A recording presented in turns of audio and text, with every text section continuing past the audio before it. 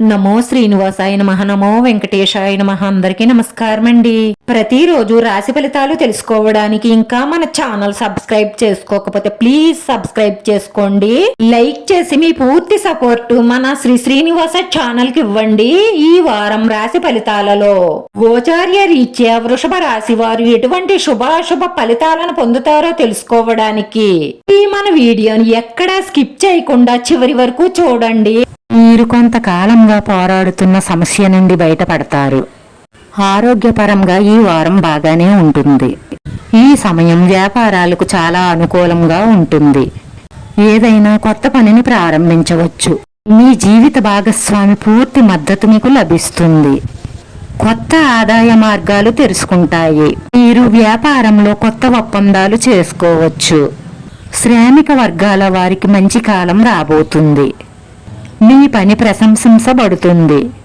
మీ గౌరవం పెరుగుతుంది. మీరు బాగుపడే అవకాశాలు ఎక్కువగా గోచరిస్తున్నాయి. భార్యతో విభేదాలు కుటుంబ జీవితంలో ముగుస్తాయి. కుటుంబంలో శుభకార్యాల గురించిన ఆలోచన రావచ్చు. ఇల్లు వాహనం కొనుగోలు చేయడానికి లేదా భూమి ఆస్తులపై పెట్టుబడి పెట్టడానికి ఇది అనుకూలమైన సమయం. అయితే ఏదైనా పని చేసే ముందు కుటుంబాన్ని దృష్టిలో పెట్టుకోండి. ఈ రాశి వారికి ఈ సమయం కొంచెం సవాళ్లుగా ఉంటుంది. ముఖ్యమైన పనుల్లో మీరు చాలా జాగ్రత్తగా ఉండాలి. మనస్సు కొద్దిగా ప్రశాంతంగా ఉంచుకోవడానికే ప్రయత్నించండి. అయినా కూడా కొన్ని విషయాలలో మీరు గందరగోళానికి గురయ్యే అవకాశాలు గోచరిస్తున్నాయి. మీ కుటుంబ సభ్యులతో ఆలోచించి నిర్ణయం తీసుకోవడం వల్ల పెద్ద సమస్యల నుండి బయటపడతారు. ఈ వారం క్రీడాకారులకు కూడా సవాళ్లుగా ఉంటుంది. ఈ రోజు మీరు గొడవలకు దూరంగా ఉండండి. ఎందుకంటే మీ మనసు చంచలంగా ఉంటుంది. ఏదైనా గొడవ జరిగితే మీరు ప్రాణం తీసుకునే అవకాశాలు ఎక్కువగా గోచరిస్తున్నాయి. కాబట్టి మీరు చాలా జాగ్రత్తగా ఆలోచించండి. కోపంలో ఎటువంటి నిర్ణయాలు తీసుకోకండి. ఈ రోజు క్రీడాకారుల మనసు ఆందోళన చెందుతుంది. ఈ రోజు మీరు ఉద్యోగాలలో స్థలం మారే అవకాశాలున్నాయి. మీరు కష్టపడి సరైన నిర్ణయం తీసుకుంటే మీ ఆదాయం పెరుగుతుంది. పని ప్రదేశంలో శ్రమ ఎక్కువగా ఉంటుంది. కుటుంబ అవసరాల నిమిత్తం ఖర్చులు పెరుగుతాయి. ఈ రోజు కుటుంబంలో వారికి అధిక శ్రమ కారణంగా శ్రమ, తలపోటు, జ్వరం లాంటివి ఉండవచ్చు. పని ప్రాంతంలో మీరు కొత్త పెట్టుబడులు పెట్టవచ్చు. మీరు ఎంతో డబ్బు, సమయాన్ని వృధా చేసుకుని నమ్మిన ఒక స్త్రీ మిమ్మల్ని నిలువున ముంచేస్తుంది. దాంతో మీరు డిప్రెషన్ లోకి వెళ్లే అవకాశాలు ఉన్నాయి. జాగ్రత్త. ఈ రోజుల్లో అంతా డబ్బు మహిమే అని మీరు గ్రహించండి.